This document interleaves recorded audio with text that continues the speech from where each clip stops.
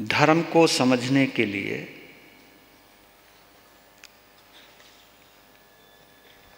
आत्मा का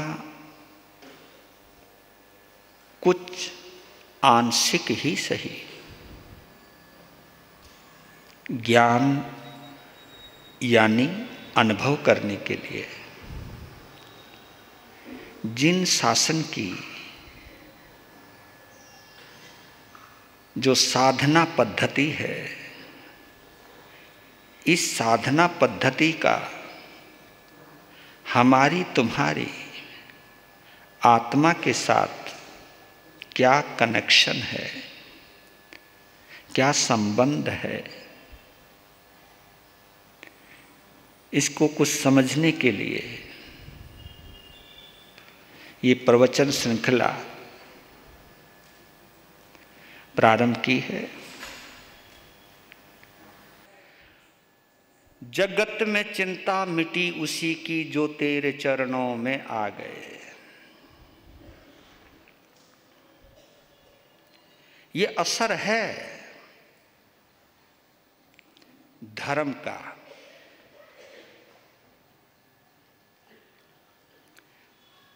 पुण्यवान को चिंता हो सकती है, लेकिन धर्मात्मा को चिंता नहीं हो सकती। इस लॉजिक को जिसने समझ लिया, पुण्यवान को चिंता हो सकती है, मनचाहा मिल जाए तो उसे बचाने की चिंता हो सकती है, मनचाहा सम्मान मिल जाए तो उसे बचाने की चिंता हो सकती है, और पुण्य के जरिए जो भी शान शौकत है, उस शान शौकत पे कोई खतरा ना आए, ये चिंता हो सकती है। लेकिन जो धर्मात्मा है, ये पहचान है उसमें, चाहे कोई महात्मा है और चाहे कोई धर्मात्मा है, उसे चिंता नहीं हो सकती। ये दो चीजें जरूर समझ लीजिएगा। दो शब्द आपस में बहुत मिलते जुलते हैं। एक शब्द है धार्मिक और एक शब्द है धर्मात्मा। धार्मिक व्यक्ति को चिंता हो सकती है, लेकिन धर्मात्मा व्यक्ति को हो ही नहीं सकती। आप कहोगे धार्मिक में और धर्मात्मा में अंतर क्या है? वही अंतर है जो जमीन और आसमान में होता है। बेशक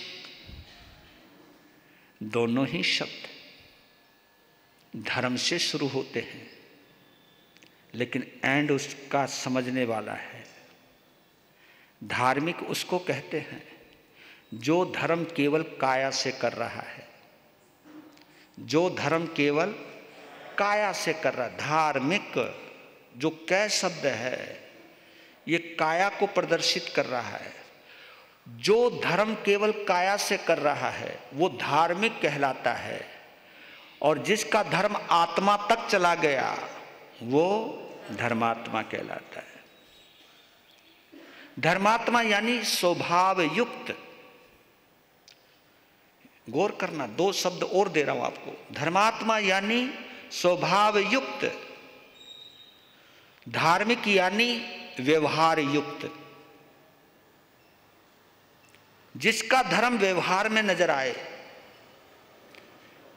वो धार्मिक कहलाता है, व्यवहार युक्त धार्मिक कहलाता है, स्वभाव युक्त धर्मात्मा कहलाता है। जिसको ये पता है कि आत्मा में अनंत सुख है,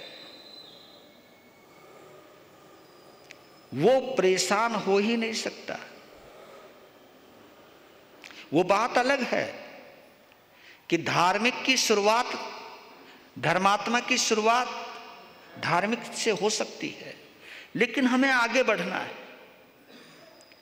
हमें उसी कक्षा में नहीं रहना, हमें आगे की यात्रा करनी है।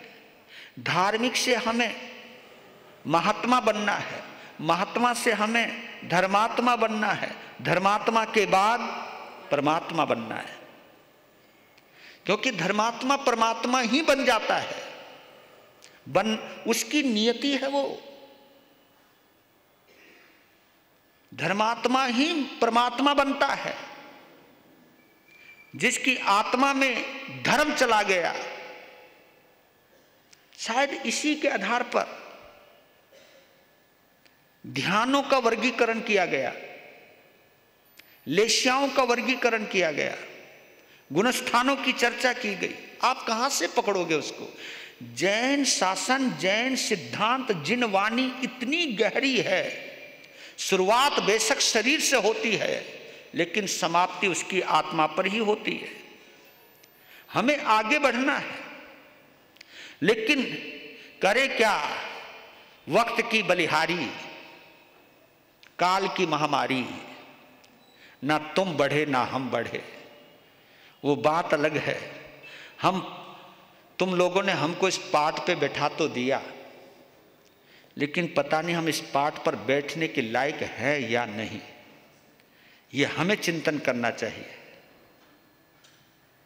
आप लोगों को भी संयोग ने श्रावक और श्राविका बना दिया, लेकिन अरिहंतों के साथ आपका कितना संबंध स्थापित हुआ है, ये जरूर विचार करना।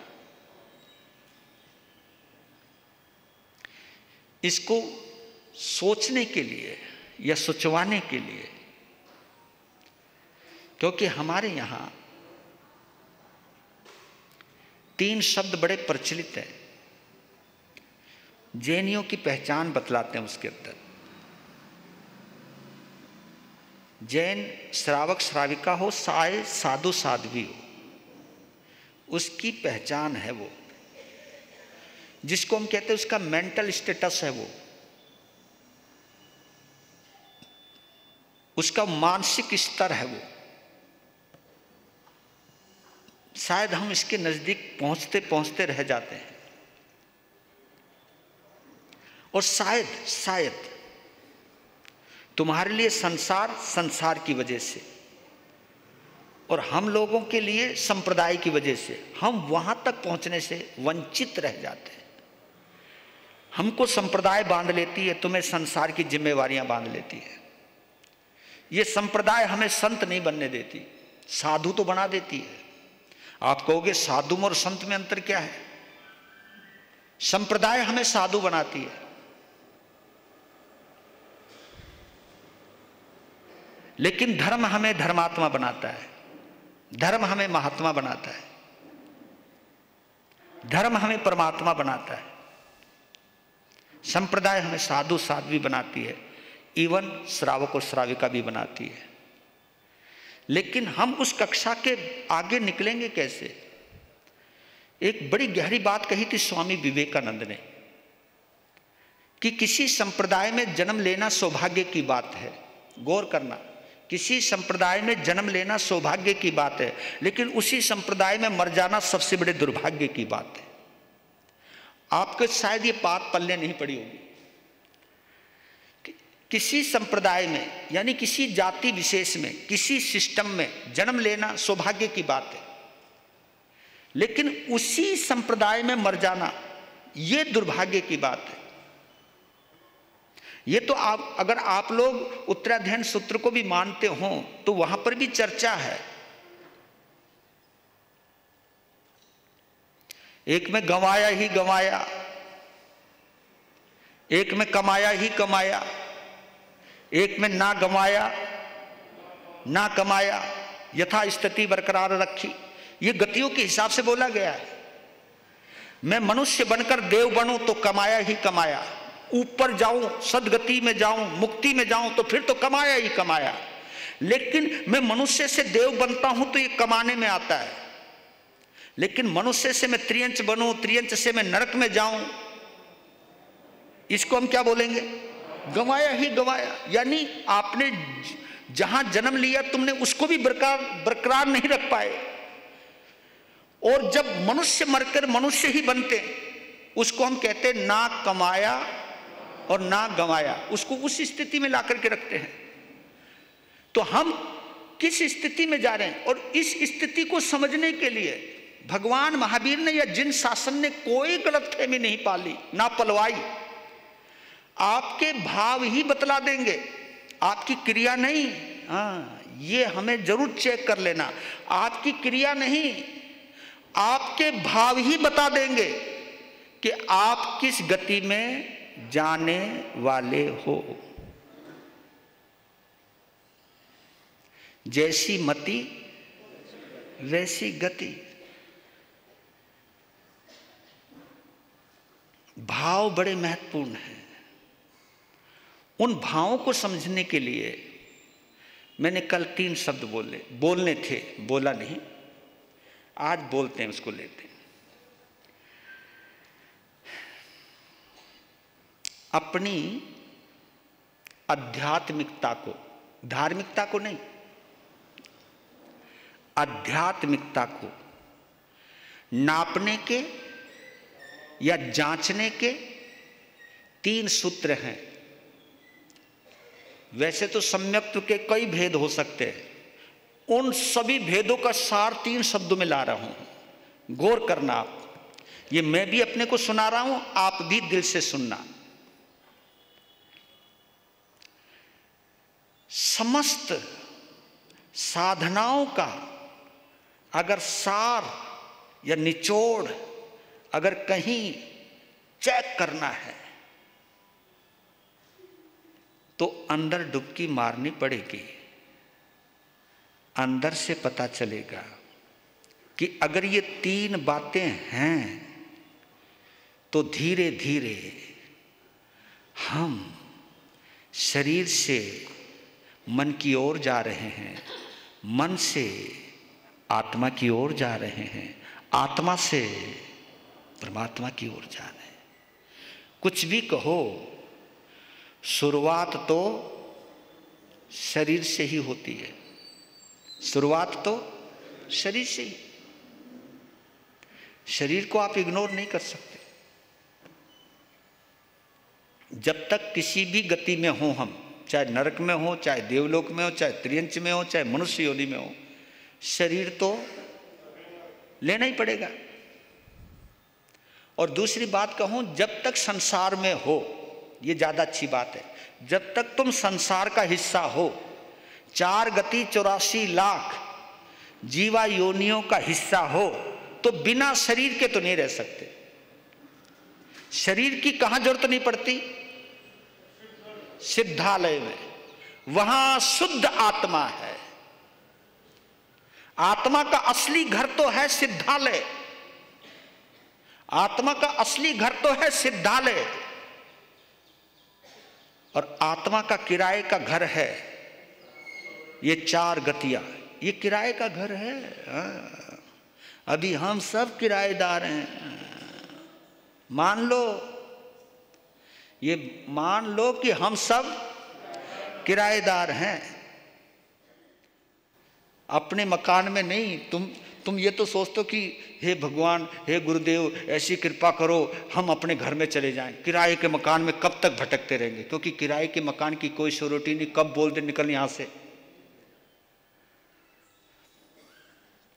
वो बात अलग है कि लंबे किराएदार जल्दी से मकान करते नहीं हैं। वहां हो सकता है तुम्हारा कानून कुछ साथ दे जाए, लेकिन जितना आयुष्य कर्म है तब तक ही आप उस गति में, उस शरीर में रहने वाले हो। आपको ये बतला देता हूं, ये शरीर किसकी अमानत है? किसकी अमानत है? ये शरीर आयुष्य कर्म की अमानत है। जब तक आपका आयुष्य कर्म है तब तक इस शरीर में आत्मा रहने वाली है। आयुष्य कर्म, इसलिए 8 कर्मों में वो भी है। आपको मालूम है कर्म कितने? 8।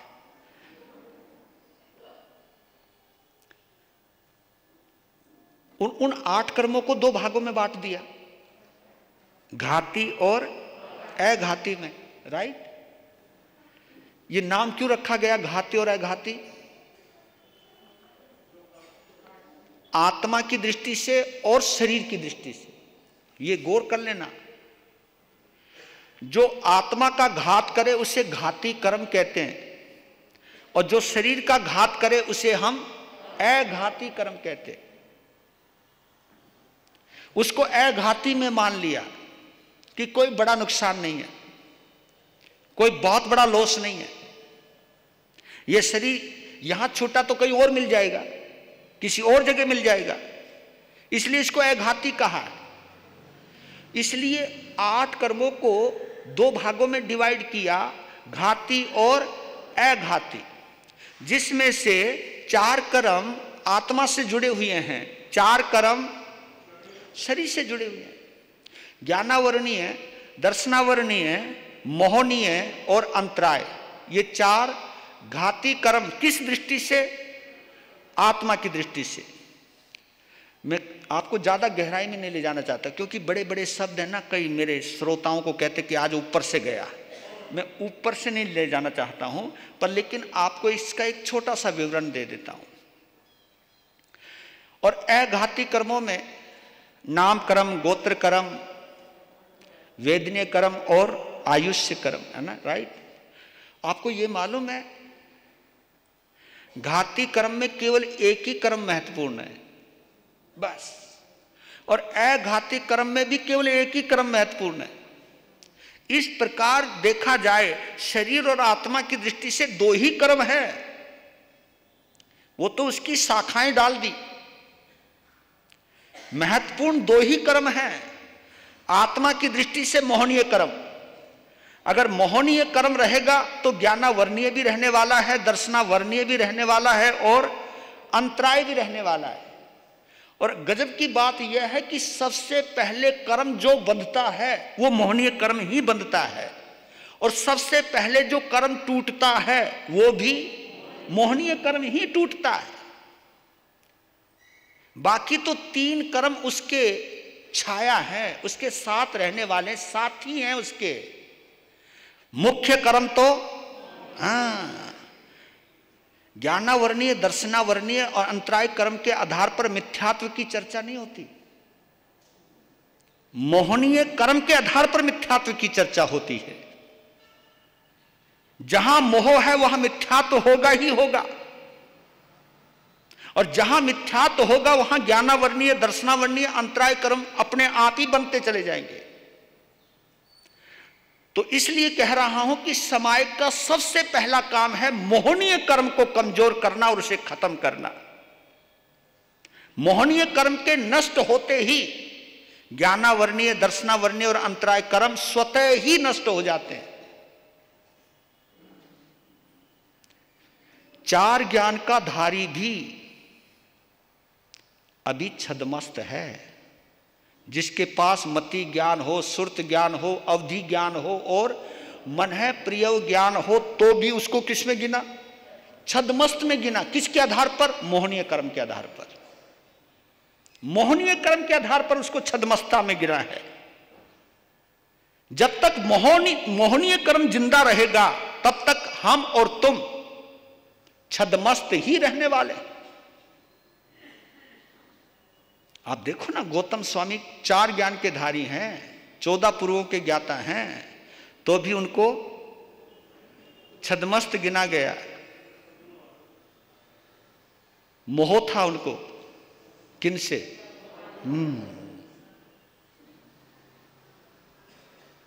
और आपको बताऊं एक बात और, इस मोहनीय कर्म ने गौतम स्वामी को भगवान के निर्वाण के समय अलग करवा दिया। अगर इसकी गहराई में जाओ, बाकी सब वहां रह गए। भगवान महावीर ने किसको भेजा? और उसी दिन भेजा जिस रात्रि में उनको निर्वाण होना था। आप यहां पे चेक करो कि जिस मोहनीय कर्म ने गौतम स्वामी हमेशा छाया की तरह अपने भगवान के साथ रहते थे, लेकिन उस मोहनीय कर्म ने अंतिम समय में भगवान से भी जुदा कर दिया। और देखिए यहां दोनों की विशेषताएं नजर आएगी, गौर करना आप। यहां भगवान ने परम गुरु की भूमिका निभाई है और वहां पर गौतम स्वामी ने परम शिष्य की भूमिका निभाई है। आप कहोगे ये कौन सी बात आई? परम गुरु की भूमिका इसलिए निभाई भगवान ने कि भगवान को यह पता था कि इसका केवल ज्ञान यहां नहीं है, इसका केवल ज्ञान देव शर्मा ब्राह्मण के आंगन में लिखा हुआ है। इसलिए उस वक्त भगवान ने उसको कहा कि तू देव शर्मा को प्रतिबोध देने जा। प्रतिबोध तो एक बहाना था। भगवान ने यह कहा था तू यहां रहेगा तो यहां केवल ज्ञान का योग नहीं है, चाहे बेशक ये समोसरण ही है, चाहे मेरी मौजूदगी ही है, मेरी उपस्थिति ही है, लेकिन फिर भी तेरा ज्ञान तो देव शर्मा ब्राह्मण के आंगन में है, वहां पर तेरा योग है। तो देखो यह है वीतरागता, यह है परम गुरु की गुरुता कि अंतिम समय में अपने प्रथम शिष्य को अपने से अलग कर दिया। किसके लिए? उसके कल्याण के लिए। यह निकल करके आती है प्रभु महावीर की वीतरागता। और उधर परम शिष्यत्व देखिए, गौतम स्वामी को कहा भगवान ने, हे गौतम उठो और देव शर्मा के प्रतिबोध देने जाओ। उसी वक्त गौतम स्वामी ने कहा, तैत भगवान अगर तुम होते, हम होते, अरे नहीं नहीं नहीं नहीं गुरुजी, इन पलों में तो मैं ये क्यों नहीं आया। ये एक आपको बतला रहा हूं शिष्यत्व की भूमिका की गहराई। गौतम स्वामी के पास दिल था, हृदय था, दिमाग नहीं था। आप कहोगे महाराज दिमाग नहीं था? चार ज्ञान के धारी और फिर कह रहे हो दिमाग नहीं था। दिमाग का मतलब जानते हो? लाभ हानि का विचार, नफे नुकसान का विचार। स्वार्थी नहीं थे वो। हमारा दिमाग हमें स्वार्थी बना देता है, जिसमें हमें फायदा हो ये खुद निर्णय देता रहता है। और आपको गहरी बात और बताता हूं, तुम हमारी बातें मानते हो, आप कहते हो आप जो कहोगे वो मान लेंगे, लेकिन तुम किसी की नहीं मानते, तुम अपनी मन की मानते हो। मैं अगर कुछ कह रहा हूं और तुम्हें जच रहा है, दिमाग में फिट हो रहा है, हाँ जी, और जहां तुम्हारे दिमाग के विपरीत कुछ बात कही,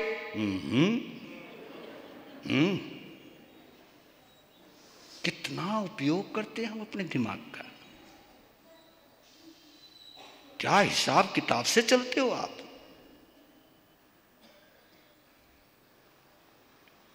भगवान महावीर बाई चांस, ऐसा होना नहीं है, बाई चांस ऊपर से आ जाए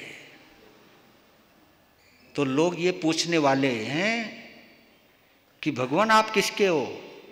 हाँ, भगवान से पूछेंगे किसके हो? दिगंबर के हो या मंदिर मार्गी के हो या स्थानकवासी के हो या तेरापंथी, बताओ।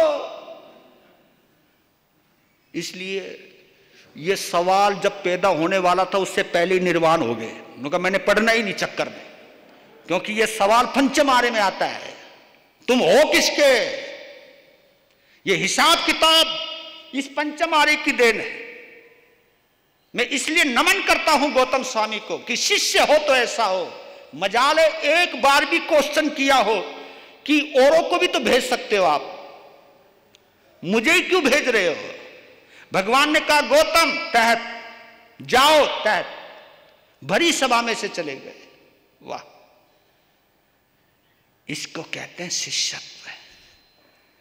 ये दिमाग ऐसी चीज है जो जिंदगी में कभी शिष्य नहीं बनने देती, शिष्य नहीं बनने देता। शिष्यत्व को आने नहीं देता।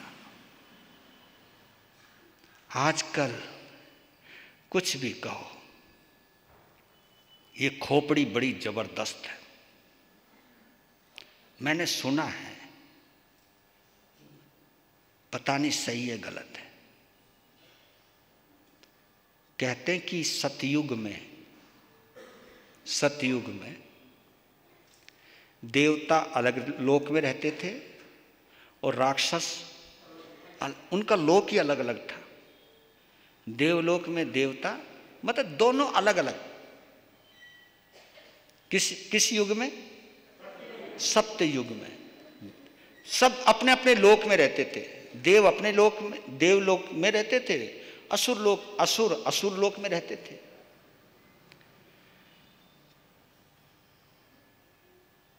फिर द्वापर युग आया, त्रेता युग आया, जिसको भी तुम समझो। फिर एक ऐसा हुआ कि देव और राक्षस एक ही लोक में रहने लगे। हाँ, एक ही लोक में रहने लगे।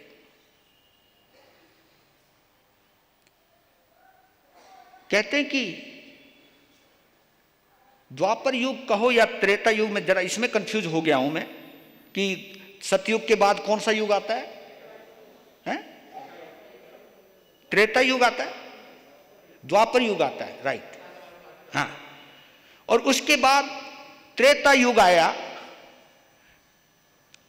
तो त्रेता युग के अंदर क्या होने लगा? एक ही परिवार में देव और राक्षस रहने लगे, एक ही परिवार में।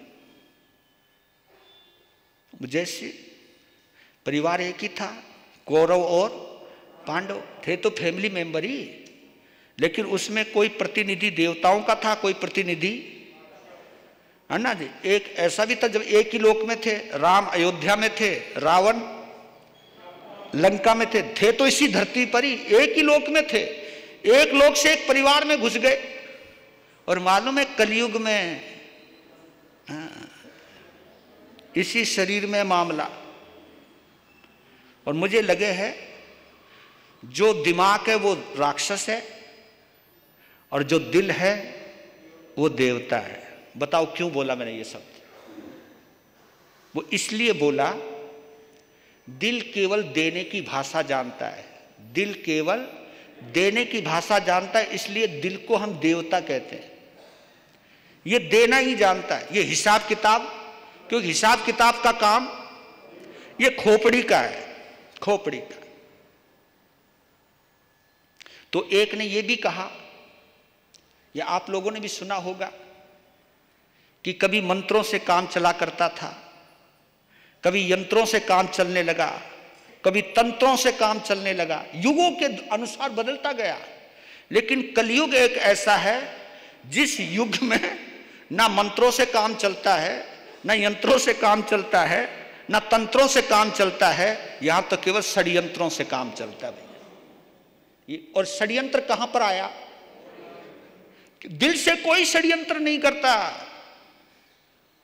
आपको बतला रहा हूं, मुझे साधु बनने से दिल ने नहीं रोका। किसने रोका?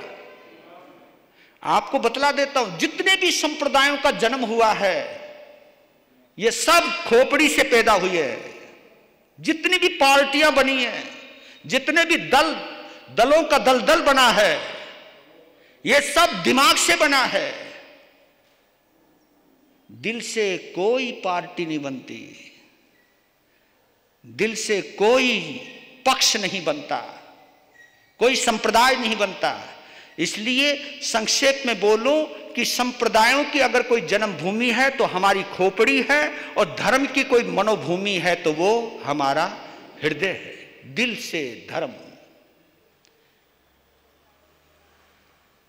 तो ये जो दया है, दयालुता है, करुणा है, मैत्री भाव है, ये सब हृदय की संपदा है। बस अगर गहराई में जाओगे, अगर आज व्यक्ति अविश्वसनीय बना है तो दिमाग की वजह से बना है। मैं आश्चर्य में पड़ गया भैया, क्या बताऊं, एक बार हम बिहार करते हुए जा रहे थे, गांव की एक पाठशाला में ठहरने का मौका मिला। प्राइमरी स्कूल था वो, प्राइमरी समझते होंगे आप लोग, तो सब उसी में पढ़े हो। ये कॉन्वेंट स्कूल तो, ये प्राइवेट स्कूल तो अभी आया। पहले या तो गुरुकुल हुआ करते थे, गुरुकुल के बाद आज़ाद भारत में सरकारी स्कूल थे। सरकारी स्कूल, ये जितने बड़े बड़े दार्शनिक हुए हैं, वैज्ञानिक हुए हैं, ये सब सरकारी स्कूल में पढ़ कर के हुए हैं। इन प्राइवेट स्कूलों ने तो एक कमाल कर दिया कि सब लोगों को प्राइवेट ही कर दिया। हाँ, प्राइवेट समझते, प्राइवेट लाइफ। आज तो हर बंदे की अपनी प्राइवेट लाइफ है, और बोलने लगे कि हमारी प्राइवेट लाइफ में हस्तक्षेप करने की, वाह क्या बात, personal life, personal life, private life. और ये बीमारी आई है प्राइवेट स्कूलों से। नहीं तो सरकारी स्कूल में वहीं अमीर का भी बच्चा पढ़ता था, वहीं गरीब का भी बच्चा पढ़ता था, वहीं ब्राह्मण का भी पढ़ता था, वहीं क्षत्रिय का भी पढ़ता था, वहीं वैश्य का भी पढ़ता था, हर बच्चा वहीं पढ़ता था। इसलिए एक साथ रहने की आदत थी। लेकिन अब विभाजीकरण होता ही जा रहा है, और ये धीरे धीरे सबसे पहले तुम्हारी फैमिली पर अटैक किया, तुम्हारा परिवार को ही अलग कर दिया। और ये आपका परिवार तो खंडित हुआ ही हुआ, ये बीमारी हम लोगों में भी आ गई। क्यों आई? क्योंकि हम भी तो वहीं से आए हैं। हम आए कहां से? तुम्हारे में से तो आए यहां। तो जो बीमारी घर की थी वो बीमारी हम यहां लेके आ गए। मैं भी कुछ पढ़ लिख करके तैयार हो गया तो मैंने अपने गुरु को छोड़ दिया, मैंने अपने गुरानी को छोड़ दिया कि नहीं हम अपना धंधा खुद चलाएंगे। आदमी बढ़ता ही चला गया, बढ़ता ही चला गया। ये दिमाग ने किया है, दिल ने नहीं। दिल, इसलिए कहता हूं आप लोगों को, मैं फिर आता हूं शक्ति पर, कि पुण्य हमें शक्ति देता है। गौर करना, पुण्य हमें शक्तियां देता है, शक्ति देता है, लेकिन धर्म हमें सहन शक्ति देता है। धर्म हमें सहन शक्ति देता है। और ये आप लोग देख रहे होंगे दिन प्रतिदिन सहन शक्ति, जिसको टॉलरेंस पावर कहते हैं, वो भी एक पावर है, इससे बड़ी कोई पावर नहीं होती। और आपको बताना चाहता हूं, अगर मुक्ति में जाना चाहते हो तो सहन शक्ति को बढ़ाना सीखिए। ये सहन शक्ति जितनी कमजोर पड़ जाएगी, आप सदगति में भी जाने वाले नहीं हो, अच्छी गति भी मिलने वाली नहीं है। और इस कलयुग ने, कलयुग तो नहीं कहूंगा, इस समय ने, मैंने फैमिली के ऊपर मैं थोड़ा बोलना चाहता हूं इसी के आधार पर। 4 थ्योरी के ऊपर मैंने फैमिली को देखा है शुरू से लेके। मैंने 50 साल की जिंदगी में कहां से कहां देखा है परिवार को। पहले जो फैमिली थी, ये तो मैं 50 साल का इतिहास बता रहा हूं, आप में से तो कोई मेरे से बड़ी उम्र वाले हो। 50 साल में क्या क्या हुआ है। पहले वो मंत्र था, थ्योरी थी, जिसके ऊपर परिवार चला करता था। इंस्ट्रक्शन बेस्ड थ्योरी, जानते हो इंस्ट्रक्शन बेस्ड थ्योरी ये थी। इसको कहते आदेशात्मक पद्धति, आदेशात्मक सिद्धांत, जहां बड़े छोटों को जो भी बोल देते थे उसे दिल से स्वीकार करते थे। ठीक है, यस बॉस। मैंने वो जमाना देखा, 60 साल का बाप 40 साल के कमाऊ बेटे के मुंह पे थप्पड़ मार देता था, लेकिन वो 40 साल का बेटा कभी बाप का बुरा नहीं मानता था। और बड़ों के आदेश से घर चला करता था। पहले मुखिया एक होता था, जिसको हम कहते थे हेड ऑफ द फैमिली। एक ही परिवार का मुखिया होता था, और जो उसने बोल दिया वो माना करते थे, और वो भी दिल से कि ठीक है, जो हमारे बड़ों ने बोल दिया फिर इन्हीं 50 सालों के भीतर भीतर इंस्ट्रक्शन बेस्ड थ्योरी टूटती चली गई। फिर एक पद्धति और आई, एक थ्योरी और आई, डिस्कशन बेस्ड थ्योरी। फिर सबने मिलकर के कहा कि ठीक है, करेंगे तो वही जो बड़े कहेंगे, लेकिन घर में जितने भी सदस्य हैं कम से कम आपस में हम डिस्कशन कर लें, चर्चा कर लेते हैं, वो ज्यादा अच्छा रहेगा।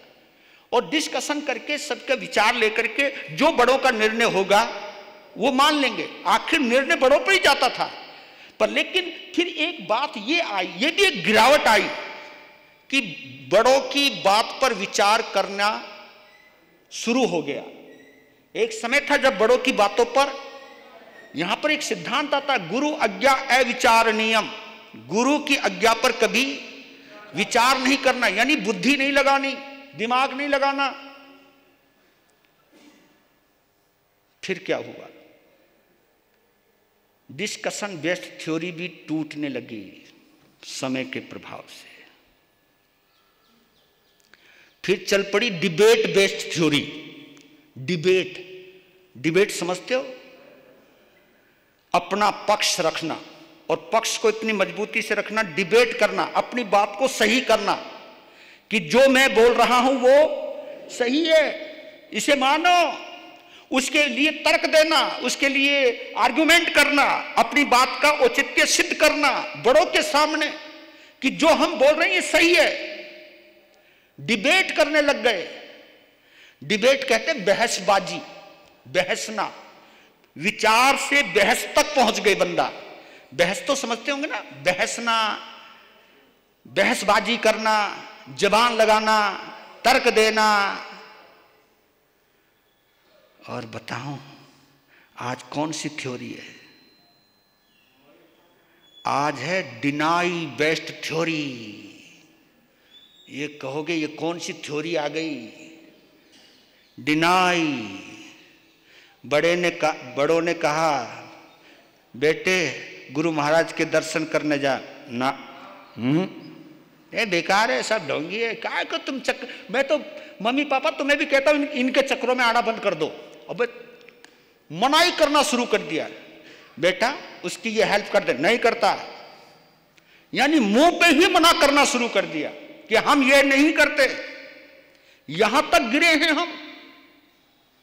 ये जो परिवार आपका जिस छत के नीचे कभी कभी 50-50 जने रहा करते थे, ऐसे अलग अलग नहीं हुए। और आश्चर्य की बात तो यह है, इतनी टूटन होने के बावजूद भी समायक जरूर करते, बस समायक नहीं छोड़ते। अब बताओ समायक जोड़ने का काम करती है या तोड़ने का काम करती है? अगर घर बिखरने लग गया हमारी गंदी आदतों की वजह से, हमारी ईगो प्रॉब्लम की वजह से, हमारे अहंकार की वजह से घर टूटने लगे हैं, परिवार टूटने लगा है। पहले एक ही परिवार में पता नहीं कितने रिश्ते होते थे। मैं समझता था कि पहले के, मालूम है, पहले 8-8 10-10 बच्चे होते थे। हाँ? अब एक ही पाल लो वही मुश्किल है। तो उस समय क्यों पड़ जाते थे कि मां का काम पैदा करने का था, संभालने वाले पता नहीं वहां पर कितने हाथ हुआ करते थे, और एक बच्चा पता नहीं कितनी गोदियों से गुजर करके जाता था, किस किस के संस्कार लिया करता था। आज तो थारे से एक बच्चा नहीं संभल रहा, उस बच्चे को संभालने के लिए नौकरानी रखनी पड़ रही है। क्योंकि होगी बात वही हो गई कि आज आदमी भी कमा रहा है। पहले घर में 2 जने कमाते थे, 25 जने खाते थे, और आज सारे के सारे कमा रहे तो भी चैन। ये क्यों हुआ? यही तो सोचना है। क्योंकि आप ये आप लोग कहते हो कि साधु संत इतने लड़ते हैं। अरे भैया, ये बीमारी कहीं ना कहीं वहीं से आई है। जब तुम एक नहीं हो सकते तो हम भी नहीं हो पा रहे। आप कहोगे महाराज आप तो संत हो, आपको तो समझना चाहिए, लेकिन करूं क्या? अब करेले के पेड़ पर आम का फल तो लगने से रहा, नीम के ऊपर तो निबोली आवेगी, आम को ना आवे। ये जो हमारी विरासत थी, पहले आपको बताऊं, हमारा श्रावक समाज संत समाज से ज्यादा समझदार था, व्यवहार कुशल था, सहनशील था। शर्म नाम की एक चीज हुआ करती थी, वो थी, लेकिन अब नहीं रही। गौर करना, इसकी गहराई में जरूर जाइएगा। पहले शायद इतनी समाइकें नहीं होती थी, अब ज्यादा होने लगी। पहले इतनी तपस्याएं भी नहीं होती थी, अब ज्यादा होने लगी हैं। पहले इतने धर्म स्थान भी नहीं होते थे जितने अब होने लगे। पहले इतने मंदिर भी नहीं होते थे जितने अब होने लगे। इतने मंदिरों बनने के बाद, इतने धर्म स्थान होने के बाद, इतना धर्म धार्मिक क्रिया होने के बाद, आदमी क्यों नहीं संस्कारित हो पा रहा है? तो मैं कह रहा था, एक स्कूल में गया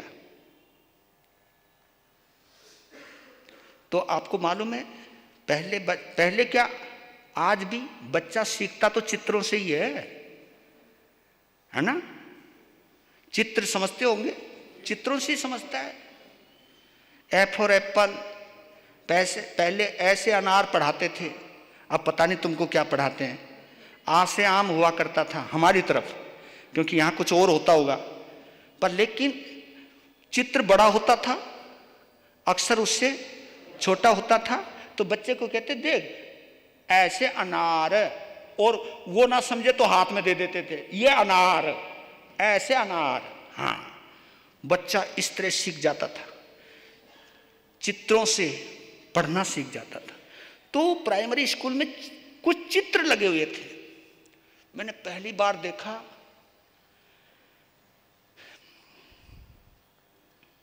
मैं वो नज़ारा आपके सामने लाना चाहता हूँ। मैं बहुत शर्मिंदा हुआ था उस दिन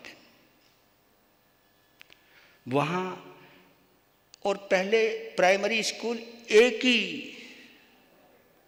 ही छत के नीचे हो जाता था मामला। हाँ, थोड़े थोड़े बच्चे थे, है ना? असली स्कूल तो पेड़ों के, हाँ, वृक्षों के नीचे लगा करते थे। अब तो पूरी सुविधाएं हैं, तो भी सुविधाओं के बावजूद ही खोपड़ी कंट्रोल में नहीं आ रही, क्योंकि पेड़ रहा ही नहीं। नीम के पेड़ के नीचे, पीपल के पेड़ के नीचे, बरगद के पेड़ के नीचे पढ़ा करते थे, और वहां पर जो भी कुछ ऊर्जा रहती थी वो बच्चों को संस्कारित करती थी। तो एक चित्र बना हुआ था। सबसे पहला जो चित्र था कौवे का था, कौवा। ऊपर लिखा है कौवा, नीचे उसके चित्र था कौवे का, और नीचे उसका, और कौवे की तस्वीर के नीचे, कौवे के चित्र के नीचे उसका एक चरित्र लिखा हुआ था, चतुरता। और उसके नीचे एक सीख लिखी हुई थी, चतुर बनो। ऊपर नाम कौवा, फिर उसका चित्र, फिर उसका चरित्र, और फिर उससे जो सीख मिलती है वो सीख। कौवा, चित्र, चरित्र यानी चतुरता, सीख यानी चतुर बनो। उसके बराबर में एक चित्र था कुत्ते का, ऊपर लिखा कुत्ता। मैं तुम्हें नहीं बोल रहा, कभी तुम सोच रहे, वहां लिखा हुआ था कुत्ता, नीचे कुत्ते का चित्र, और उस चित्र के नीचे उसका चरित्र मालूम है क्या? वफादारी। और नीचे सीख लिखी हुई थी, वफादार बनो। उसके ठीक एक और चित्र था कोयल का, ऊपर लिखा है कोयल, नीचे चित्र, और उसके चित्र के नीचे उसकी चरित्र मधुरता, और सीख लिखी थी मीठा बोलो। उसके ठीक एक और चित्र चिड़िया का, स्पैरो। आप पता नहीं क्या कहते, ची ची ची का पता कुछ, हाँ जो भी तुम तुम समझ गए। स्पैरो, उसके चित्र था, उसके नीचे उसकी विशेषता थी, चरित्र था उसका अल्पभाषिता, नीचे सीख लिखी थी कम बोलो। और कोने में एक चित्र था आदमी का, ऊपर लिखा आदमी। हाँ, और चरित्र के मालूम है क्या लिखा? चित्र के नीचे उसका चरित्र क्या था? कुछ नहीं, एक प्रश्नवाचक चिन्ह, इंटरोगेटिव साइन, प्रश्नवाचक चिन्ह। और नीचे मालूम क्या लिखा था? सावधान रहो। अल्लाह भाई, नीचे क्या? उस दिन पता चला कि हमारी इज्जत कितनी है। भगवान महावीर कहते थे मानुषम खु दुर्लभम, तुलसीदास कहते थे बड़े भाग मानुष तन पावा, सुर दुर्लभ सब ग्रंथ ही गावा। यहां पता चला यहां तो कुछ भी नहीं, यहां तो लिखा हुआ है प्रश्नवाचक, क्वेश्चन मार्क।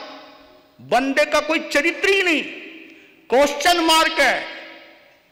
क्वेश्चन मार्क उसको कहते जो समझ में आयो ही नहीं। और नीचे लिखा सावधान रहो। मालूम है आपके घर में कुत्ता आवे, बिल्ली आवे तो यही कहते हो ना, कुत्ता आ गया निकाल दे, बिल्ली आ गई हटा दे। लेकिन कोई अनजान आदमी आपके घर के अंदर आता है तो मालूम आपका क्वेश्चन क्या होता है? आपका सवाल क्या आता है? बोलते क्या हो आप? Who are you? यानी आदमी आदमी से पूछ रहा है, आदमी आदमी से पूछ रहा है क्या? हु आर यू, यानी तुम कौन है? तेरा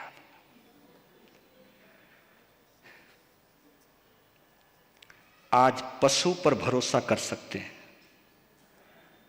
लेकिन इंसान पर नहीं। ये खोया है हमने इस पंचमारे में, ये खोया है हमने कलयुग में। आज सगा भाई भी सगे भाई पर भरोसा नहीं करता, लेकिन पहले जबान के ऊपर चलता था मामला। और मेरे जैन बंधुओं, अगर मेरी बात आपके दिल में हलचल पैदा कर दे तो एक बात जरूर महसूस करना। पहले अदालतों के अंदर कोई जैन भाई किसी के पक्ष में गवाही दे देता था तो जज उसके बारे में निर्णय सुना देता था कि जाओ, एक जैन भाई ने तेरे लिए गवाही दी है, इसका मतलब तू सही है, क्योंकि जैन कभी झूठ नहीं बोलते। ये करैक्टर था आपका, ये चरित्र था आपका। लेकिन अब तो तुम्हारी केस चलते वहां। बहुत विरला समाज होगी जहां समाज आपस में नहीं लड़ रही है। ये क्या हो रहा है आपको? इतना कुछ करने के बाद क्या आप लोगों को सामायिक करने का, प्रतिक्रमण करने का अधिकार है? दिल से पूछना अपने आप से। एक बात जरूर सवाल कीजिएगा अपने आप से कि हमें अधिकार है क्या?